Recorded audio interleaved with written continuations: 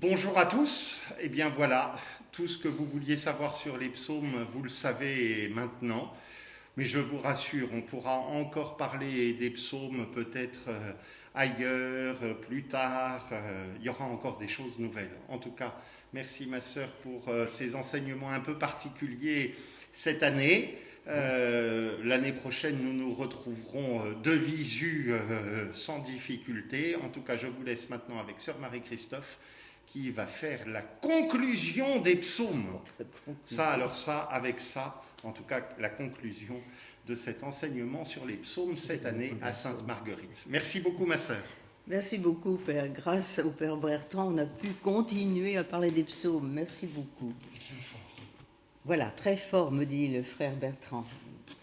Donc, nous avons une conclusion. Maintenant, vous voyez, 150 psaumes, on peut passer toute sa vie à lire les psaumes, à méditer les psaumes, à les expliquer, etc., etc. Donc, disons que c'est une petite conclusion par rapport à notre parcours de cette année. Vous vous rappelez que nous avions essayé de nous cadrer sur les grandes attitudes humaines pour voir comment nos psaumes s'insèrent dans ces attitudes humaines.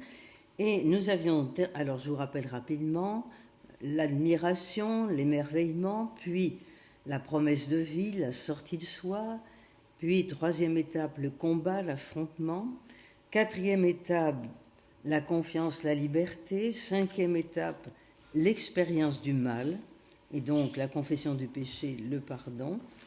Sixième étape, la bénédiction, la reconnaissance tournée vers l'amour. Et puis dernière étape, et c'était la dernière fois, c'était l'action de grâce, c'est-à-dire la grâce en action. Et nous suggérions l'attitude mariale avec le Magnificat. Alors aujourd'hui, je prends avec vous un psaume qui sera le psaume 145 pour Jérusalem, 144 pour la Tob. C'est un psaume qui combine les deux, c'est-à-dire qui est à la fois, sixième étape, la bénédiction, la reconnaissance tournée vers l'amour, avec cette attitude humaine qui est celle de la sagesse. C'est celle du prophète Siméon, que nous avons au chapitre 2 de Saint Luc. Et puis également, on trouve dans ce psaume 145-144 l'action de grâce, le dynamisme de l'espérance. Et c'est davantage là, l'abandon serein. Excusez-moi. Donc, je vais présenter un peu ce psaume. Nous allons repérer le vocabulaire, les attitudes du psalmiste, la structure du psaume, la dynamique du texte, son utilisation en Israël avec Jésus, dans la tradition chrétienne, et puis une petite conclusion que j'emprunterai à André Chouraki. Voilà, donc notre séance sera probablement un peu plus courte, parce que je n'ai pas voulu initier une autre démarche. Alors, une présentation de psaume 145-144. Vous voyez, si vous l'avez sous les yeux, et j'espère, parce que je ne peux malheureusement pas vous montrer le texte, c'est un psaume qui est long, qui a 21 versets. Je vous indique les premiers versets. « Je t'exalterai, mon Dieu, mon roi, je bénirai ton nom toujours et à jamais.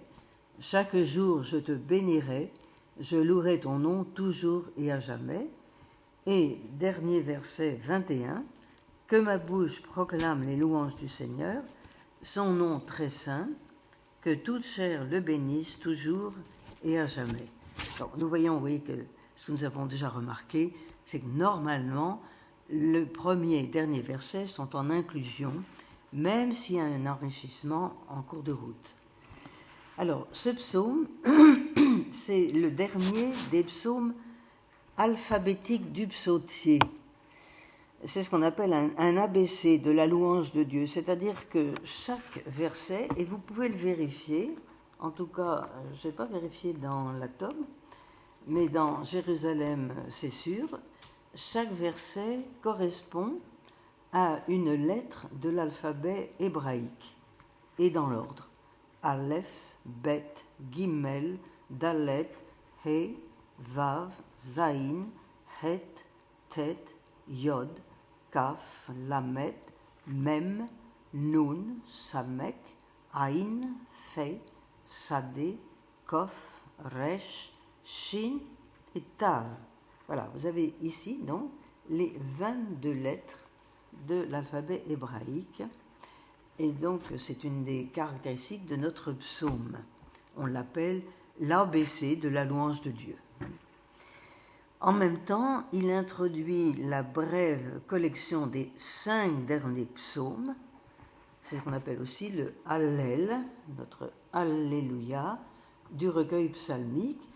Et je vous rappelle rapidement notre dernier psaume, le psaume 150, donc pour tout le monde.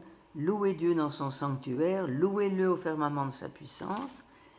Je vais rapidement. Louez-le par les cymbales sonores, que tout ce qui respire loue le Seigneur.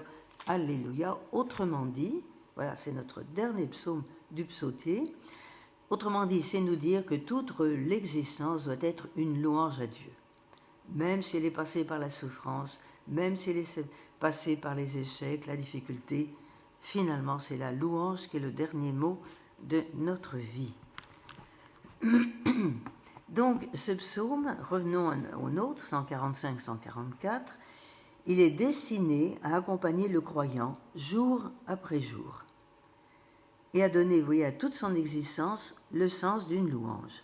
Dieu, mon roi, chaque jour je veux te bénir, louer ton nom.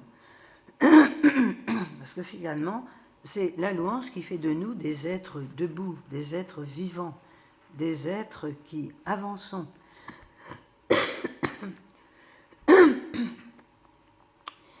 En même temps, ce psaume, il va nous dire toute la tendresse, l'amour de Dieu qui demeure présent dans la routine, dans la grisaille du quotidien.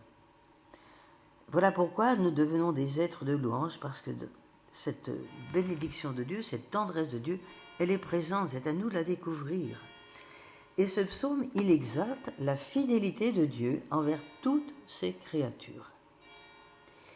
Ce psaume raconte Dieu, voilà, il raconte Dieu, c'est un récit de Dieu. Et il va donc inviter à la louange l'humanité entière. Je bénis à jamais ton nom, que bénisse ton saint nom toute chair. La chair dit l'être humain dans tout ce qu'il est, spirituellement, existentiellement, intellectuellement, etc. La chair. La chair, c'est ce qui digne la dignité de l'être humain, puisque la chair, c'est ce qui accueille le Verbe de Dieu dans son incarnation. Le vocabulaire, très riche aussi. Alors déjà l'adresse, je t'exalterai, verset 1, mon Dieu, mon roi.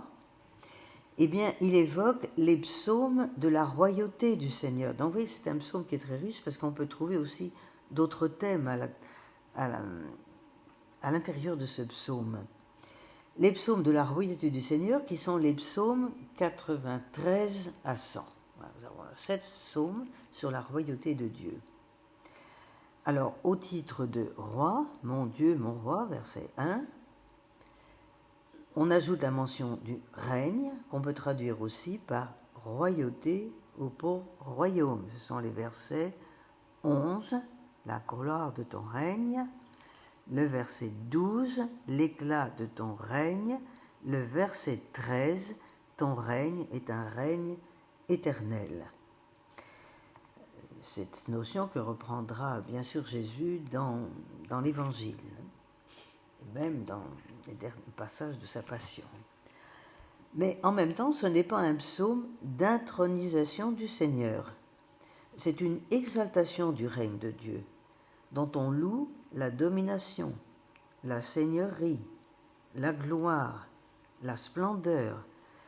Alors, dès maintenant, on pourrait se dire à quel moment va éclater cette royauté de Dieu. Et cela, pour nous, c'est très déconcertant, évidemment. Les attributs de Dieu, quels sont-ils?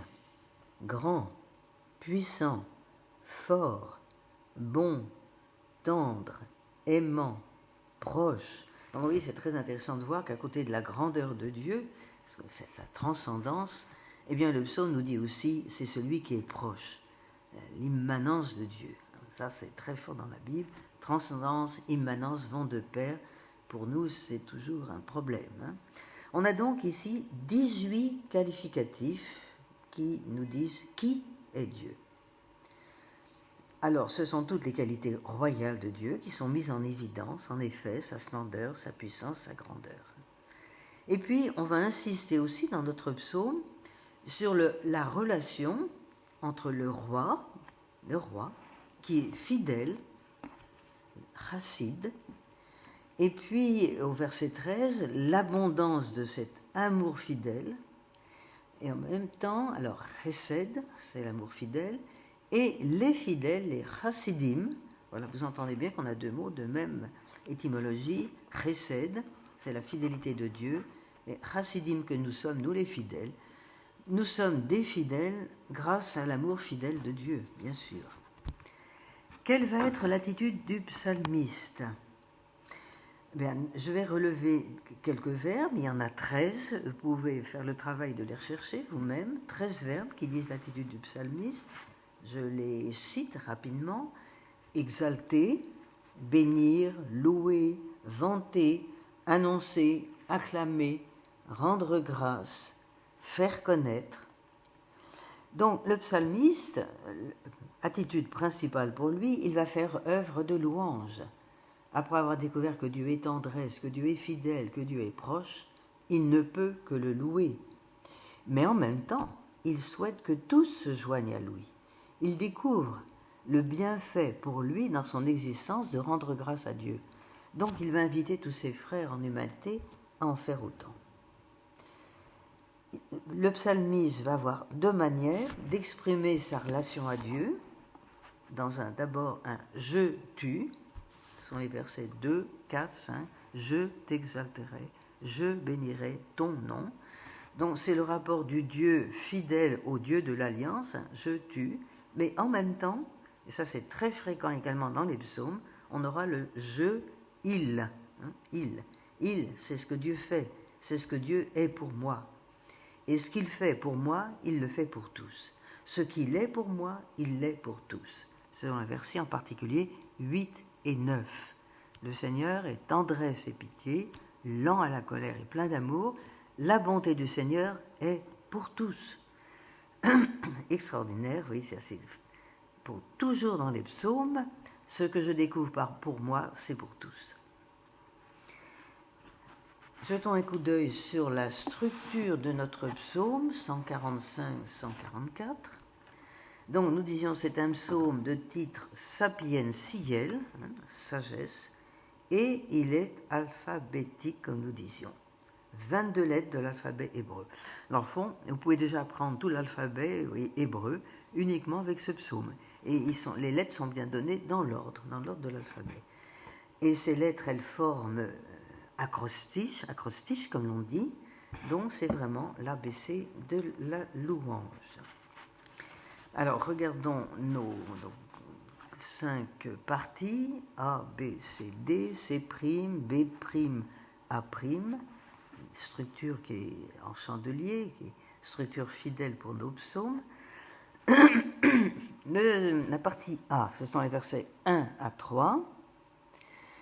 Je t'exalterai, mon Dieu, mon roi, je bénirai ton nom toujours et à jamais, chaque jour je te bénirai. Bon. C'est une annonce de la louange. C'est une annonce de l'action de grâce. C'est une prise de parole confessante du psalmiste. Alors, si vous voulez, soyons fidèles à cette structure en chandelier et regardons la partie A'. C'est le verset 21. Que ma bouche proclame les louanges du Seigneur, son nom très saint, que toute chair le bénisse toujours et à jamais. Eh bien, c'est une reprise de l'annonce du début, c'est trop clair, mais elle est immédiatement universalisée. Remontons à notre psaume, partie B, versets 4, 5, 6, 7. D'âge en âge, on vantera tes heures, on proclamera tes exploits, on dira ta force redoutable, je raconterai ta grandeur on rappellera tes immenses bontés, tous acclameront ta justice. Voilà pour la partie B. C'est un appel à proclamer la grandeur de Dieu. La louange du psalmiste, comme nous disions, elle s'ouvre à tous ceux qui font la même expérience de la grandeur de Dieu. En tout cas, s'ils sont invités à proclamer les louanges de Dieu, c'est pour faire eux aussi cette expérience. Partie B', ce sont les versets 17 à 20, 17, 18, 19, 20. Le Seigneur est juste en toutes ses voies, fidèle en tout ce qu'il fait. C'est donc ici un appel à proclamer la justice de Dieu, là encore, par tous et pour tous ceux qui font l'expérience et qui se laissent habiter par son discernement. Et je reprends le début, la partie C, ce sont les versets 8 et 9. Le Seigneur est tendresse et pitié, lent à la colère et plein d'amour. La bonté du Seigneur est pour tous, sa tendresse pour toutes ses œuvres. C'est l'amour de Dieu et l'épreuve de l'homme. Ce qui caractérise Dieu, c'est un amour qui est absolument transcendant. Donc, il ne s'éloignera jamais de nous parce qu'il est au-dessus de tout et de tous. Alors, vous avez entendu dans cette partie C, versets 8 et 9, le Seigneur est tendresse et pitié, lent à la colère. Alors, ça, c'est un anthropomorphisme, c'est-à-dire que Dieu ne se met jamais en colère. Et quand on a le sentiment qu'il se met en colère, eh bien, la Bible nous enseigne que pour Dieu se mettre en colère, c'est dire que le temps de la grâce est arrivé. Alors, n'entendons pas la colère comme nous l'entendons, nous, au sens humain. Non, le temps de la grâce est là, tout proche. Partie C', les versets 13c à 16, donc 13c, 14, 15c, le Seigneur est vrai en tout ce qu'il dit, fidèle, voilà, vrai, fidèle, ce sont des mots en hébreu qui en fait sont très proches. Le Seigneur soutient tous ceux qui tombent, il redresse tous les accablés. Voilà l'action bénéfique de Dieu. L'expression concrète de son amour qui atteint tous les hommes, mis à l'épreuve par une si grande bienveillance. Est-ce que nous allons accueillir cette grande bienveillance de Dieu qui nous déconcerte? On n'aurait jamais pensé qu'au cœur même de notre péché, Dieu nous rejoigne par sa bienveillance. Alors ceci nous fait découvrir, bien sûr, la partie centrale, cette partie D, qui sont les versets 10, 11, 12, 13 A et B. Alors je lis cette partie centrale. Que tes œuvres, Seigneur, te rendent grâce, que tes fidèles te bénissent. Ils diront la gloire de ton règne, ils parleront de tes exploits, annonçant aux hommes tes exploits, la gloire et l'éclat de ton règne, un règne éternel, ton empire pour les âges des âges. Ici, nous sommes dans l'aspect de la communion qui est le cœur de l'alliance. Les fidèles reconnaissent l'action de Dieu, et c'est parce qu'ils reconnaissent, cette action de Dieu, qu'ils entrent dans le royaume de Dieu. Donc, entrer de Dieu, c'est reconnaître l'action de Dieu. Je pense à Saint Luc, qui nous présente Jésus en croix entre les deux malfaiteurs, et justement le bon larron. Qu'est-ce qui fait cette action, cette entrée plutôt directe, immédiate dans le royaume de Dieu? C'est qu'il reconnaît le royaume de Dieu. Lui, il n'a rien fait. Jésus, souviens-toi de moi quand tu seras dans ton règne. Vous voyez ? Et réponse immédiate de Jésus, aujourd'hui avec moi dans mon royaume. Voilà. Donc c'est la reconnaissance du règne de Dieu qui provoque notre entrée immédiate dans le royaume de Dieu. Tout à fait extraordinaire et plein d'espérance pour nous. Parce qu'en fait, on a un exemple tout à fait étonnant avec ce bon larron. C'est qu'après toute une vie de désordre, de péché, c'est un meurtrier, un assassin cet homme. En quelques secondes, le voilà entré dans le royaume de Dieu. Quelle expérience pour la vie chrétienne, et pour tous ceux pour lesquels nous avons des inquiétudes. Peut-être pour nous aussi d'ailleurs. Alors, donc on voit bien, si on regarde un tout petit peu la dynamique de ce psaume, Il appartient, comme nous disions, au Hallel, qui clôture le psautier. C'est un psaume dont Alléluia, c'est un psaume de grande louange.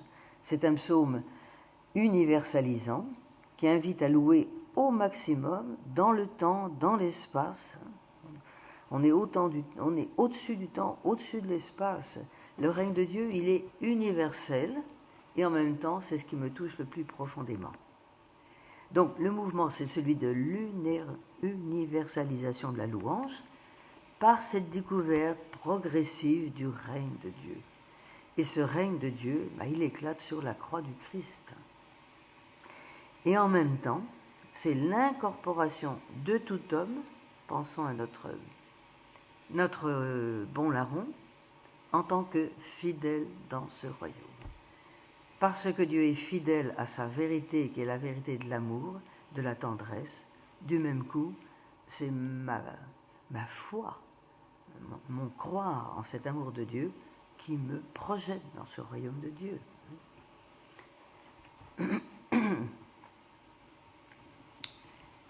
Quelle est l'origine du psaume? Sa situation cultuelle, il était, donc on va l'utiliser chaque fois qu'il y a un renouvellement de l'alliance. Évidemment, c'est trop clair. Ce qui permet donc de dater ce psaume, vous savez que la datation des psaumes est toujours très difficile. Donc,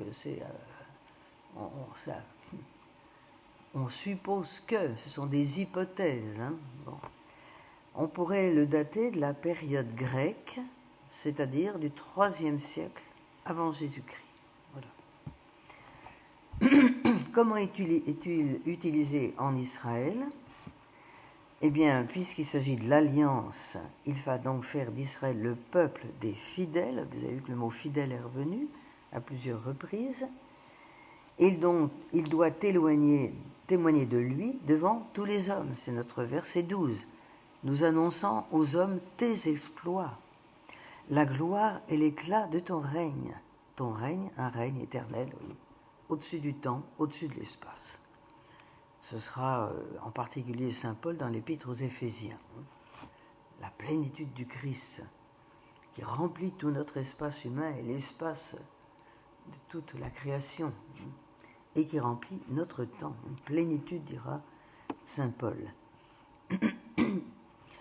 À la synagogue, ce psaume 145-144 est récité chaque jour à l'office du matin. Pour nous, il est récité également à l'office du matin, mais pas tous les jours, même pas dans l'office monastique. Alors, on le récite, je reviens à la synagogue, également à l'office de l'après-midi, en sachant que les heures matinales, ce sont celles des annonces messianiques, et celles du soir, c'est l'entrée dans la souffrance du témoignage. Là, je reste surtout dans l'utilisation des Juifs, la souffrance du témoignage. Pour nous, chrétiens, les psaumes du matin sont davantage des psaumes de louange, les psaumes du soir sont davantage des psaumes de l'intercession.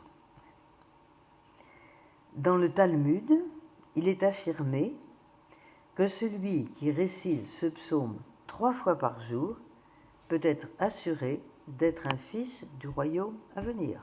Voilà, on peut l'appliquer pour nous. Si je veux être sûr de rentrer dans le royaume de Dieu, eh bien, je n'ai qu'à réciter ce psaume. Il va mettre en unisson avec la vérité de Dieu, avec un Dieu de tendresse. Et donc, il va favoriser mon entrée dans le royaume. Alors, Jésus le Christ, on peut dire avec certitude que Jésus a fait de ce psaume sa prière quotidienne. Jésus est le juif fidèle, qui a bien sûr accompli la Torah, accompli l'office de la synagogue. Et donc, il s'est comporté comme les fidèles de son peuple. En même temps que tout l'Évangile nous montre un Jésus, un Christ, constamment tourné vers Dieu, qu'il appelle son Père, et annonçant du même coup que le royaume ne cesse de venir. Le royaume, c'est ce qui vient en Jésus lui-même. Le royaume, ce n'est pas extérieur, c'est une personne. Donc, comme nous disions tout à fait au début, le royaume, le règne de Dieu, il va éclater sur la croix. C'est sur la croix que Dieu donne à voir son règne, son royaume. Pour Dieu, être roi, c'est nous accueillir dans son amour, dans sa tendresse, dans sa pitié, comme nous disait notre psaume au verset 8. Le Seigneur est tendresse et pitié, lent à la colère, plein d'amour. La bonté du Seigneur est pour tous. Dans la tradition chrétienne, alors là, il y aurait beaucoup de réminiscences à faire dans le Nouveau Testament. Alors, j'en cite simplement quelques-unes au passage. La première aux Corinthiens, chapitre 1, verset 4. Si je peux retrouver rapidement. Première aux Corinthiens, chapitre 1, verset 4. Voilà ce que nous dit saint Paul. Je rends grâce à Dieu sans cesse à votre sujet pour la grâce de Dieu qui vous a été accordée dans le Christ Jésus. Car vous avez été comblés en lui de toutes les richesses, celles de la parole, celles de la science, etc. Lisez. Et vous verrez que pratiquement toutes les épîtres de Paul commencent par une grande action de grâce, en raison de la grâce de Dieu à l'égard des fidèles. Alors vous auriez également la première à Timothée, chapitre 1, verset 17, les actes des apôtres, à multiples reprises, l'Apocalypse, bien sûr. Bon, alors j'ai pas pris la peine, vous voyez, de donner les références, vous ferez vous-même le travail. Bon. Les pères de l'Église ont commenté longuement ce psaume 145-144. Je cite un tout petit peu Augustin, voilà ce que dit Augustin dans les Confessions. Il faut, et puis dans ce psaume qu'il a commenté, il faut bénir Dieu quoi qu'il arrive. Ah, comme Job, dit Augustin, pour toutes les circonstances de sa vie. Ça, c'est plus difficile, n'est-ce pas? Je reprends Augustin. Il faut bénir Dieu quoi qu'il arrive, comme Job, pour toutes les circonstances de la vie. Rappelons-nous Job. Dieu a donné, Dieu a repris, que son nom soit béni, dit le saint homme Job. Il faut bien la grâce de Dieu, n'est-ce pas, pour arriver à la louange à travers la souffrance. Écoutons Origène. Voilà ce que dit Origène. Nos applaudissements n'ajoutent rien à Dieu. Oui, mais c'est nous-mêmes que la louange remplit de lumière. Voilà. Plus je vais louer, plus je vais être le premier bénéficiaire de cette louange, parce que la lumière va m'envahir. Je continue avec Origène. Toute chair qui bénit le nom de Dieu dans les siècles des siècles verra le salut de Dieu dans les siècles. Vous voyez, toute l'Écriture, tous les pères de l'Église ont bien cette conviction acquise par expérience que plus je loue Dieu, plus j'entre dans le règne de Dieu, et dans le salut de Dieu, et dans la gloire de Dieu, et dans la joie de Dieu, etc. Alors bien sûr que la tradition chrétienne, en reprenant la louange de ce psaume, l'applique à Jésus, c'est évident.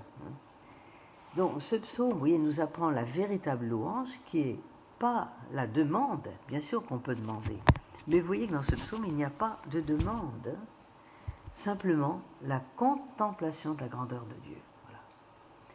Ce qui nous fait sortir de nous-mêmes, de notre un peu tentation de se rétrécir un peu sur soi-même, c'est la louange, la contemplation de la grandeur de Dieu.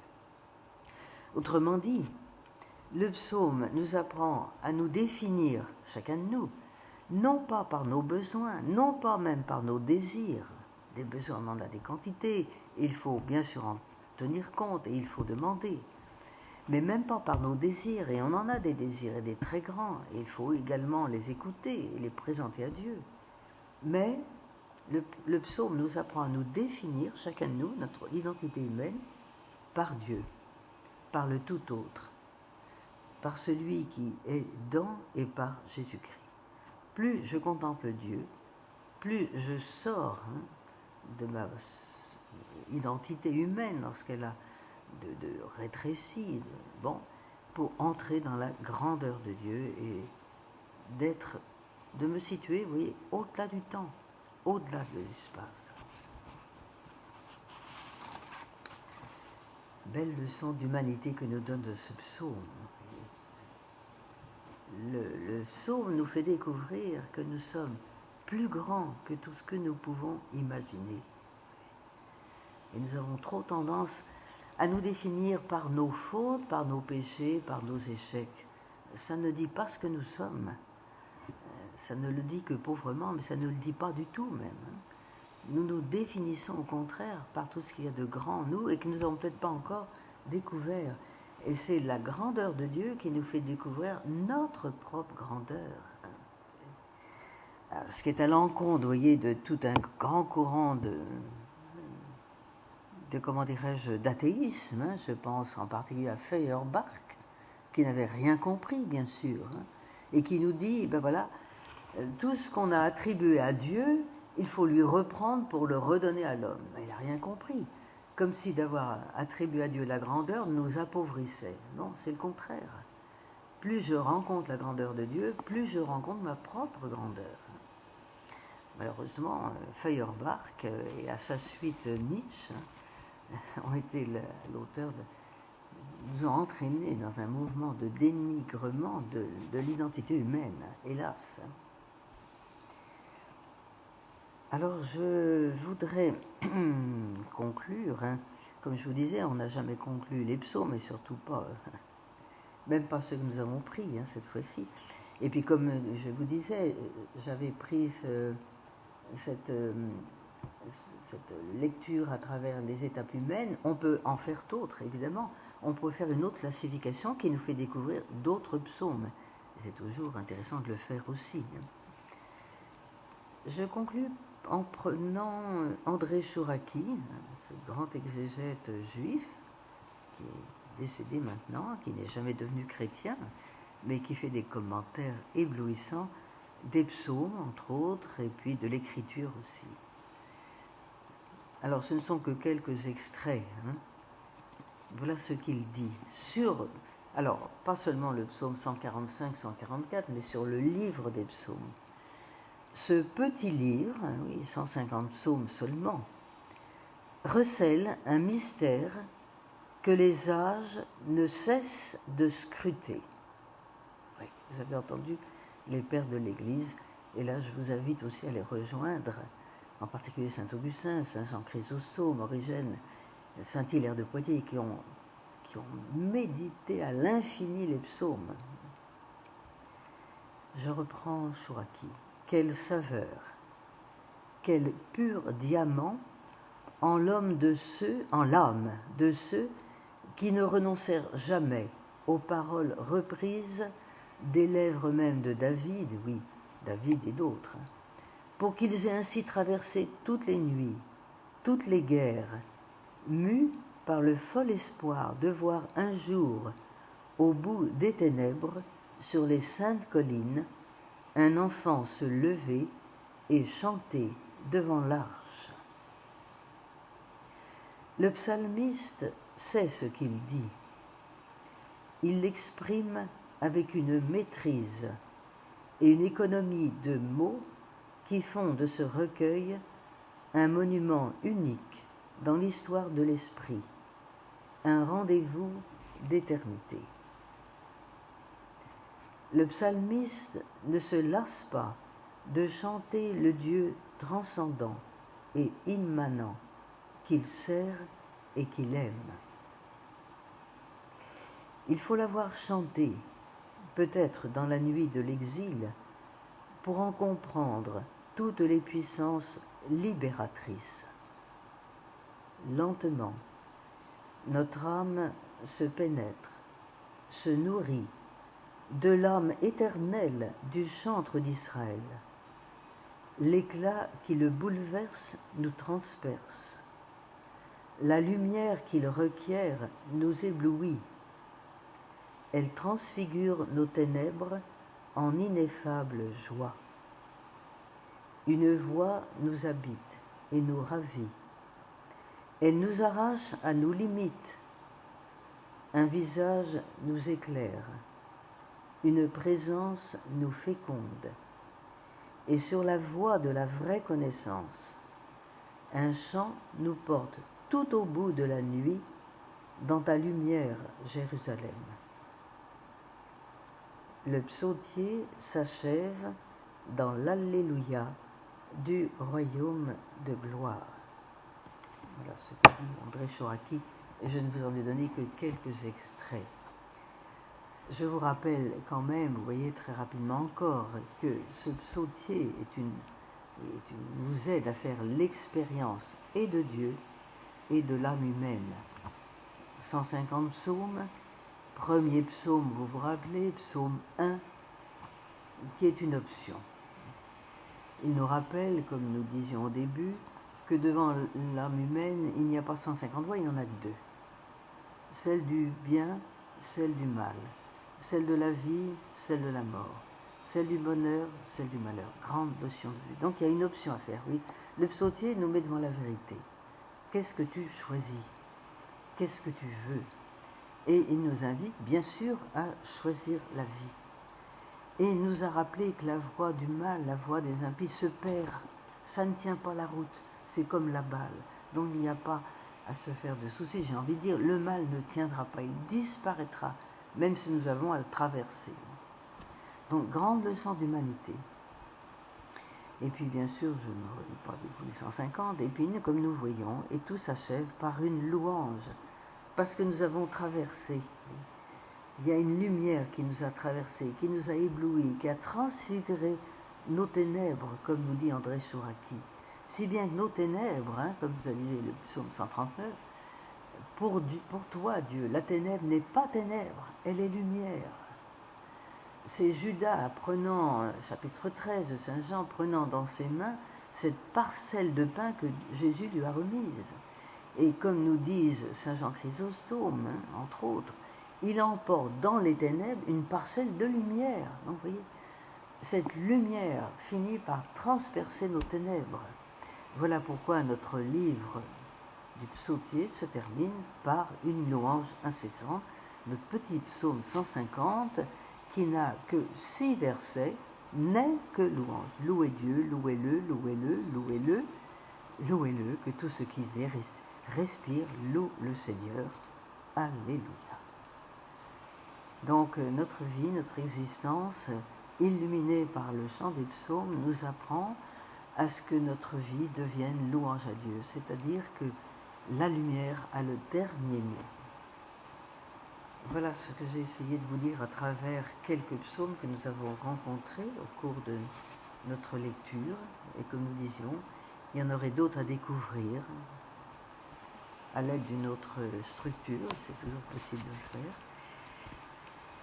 J'espère que nous nous rencontrerons en présentiel, parce que c'était un peu plus difficile, en effet, d'être en distanciel, mais merci encore au frère Bertrand qui nous a permis tout de même de nous rencontrer finalement.